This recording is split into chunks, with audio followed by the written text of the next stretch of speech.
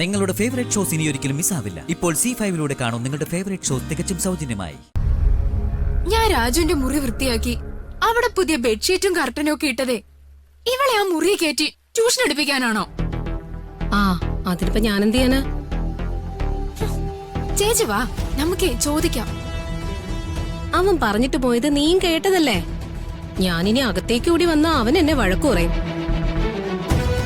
ഞാനേ വരുന്നില്ല, നീ വേണേ പൊയ്ക്കോ. ഞാൻ ഈ സാരികളൊക്കെ ഒന്ന് നോക്കട്ടെ.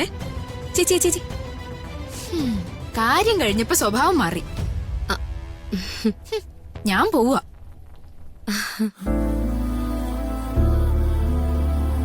കൊള്ളാലേ?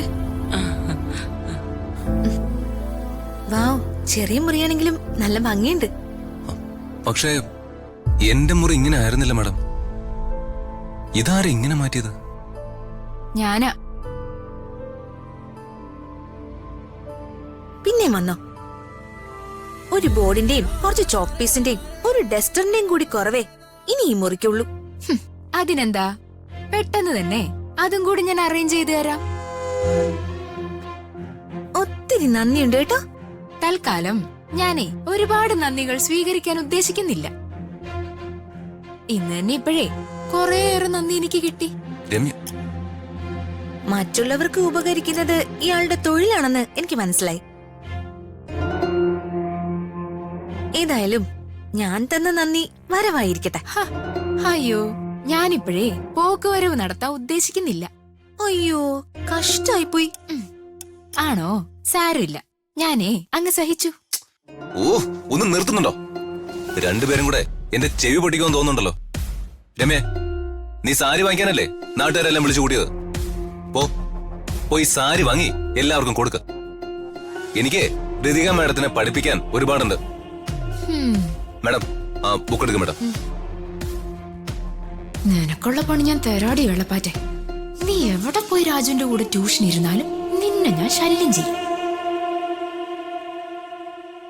എന്താ പോകുന്നില്ലേ? ഓ, പോവാ. മാഡം, മാഡം ഇരിക്കുക, നമുക്ക് നോട്ട്സ് കംപ്ലീറ്റ് ചെയ്യാം.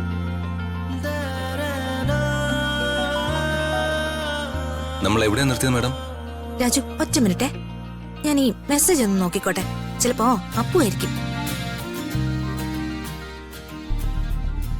ദീപകിന്റെ മെസ്സേജ് ആണല്ലോ.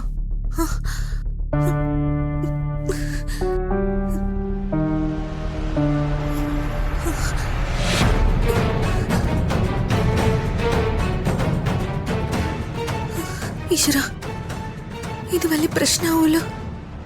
എന്താ മാഡം, എന്തു പറ്റി? മുഖം എന്താ വല്ലാതിരിക്കുന്ന? ഒന്നുമില്ല, എനിക്ക് അത്യാവശ്യമായിട്ട് വീട് വരെ ഒന്ന് പോണം. എന്തിന്? അപ്പോ ട്യൂഷൻ? ട്യൂഷനൊക്കെ ഇനി നാളെ മതി. എനിക്ക് അത്യാവശ്യമായിട്ട് പോണം. മാഡം, എന്തു പറ്റി മാഡം? എന്തെങ്കിലും പ്രശ്നമുണ്ടോ? ഇല്ല. മാഡം, ഞാൻ കൊണ്ടാക്കാം. വേണ്ട, രാജു വേണ്ട, ഞാൻ പൊയ്ക്കോളാം.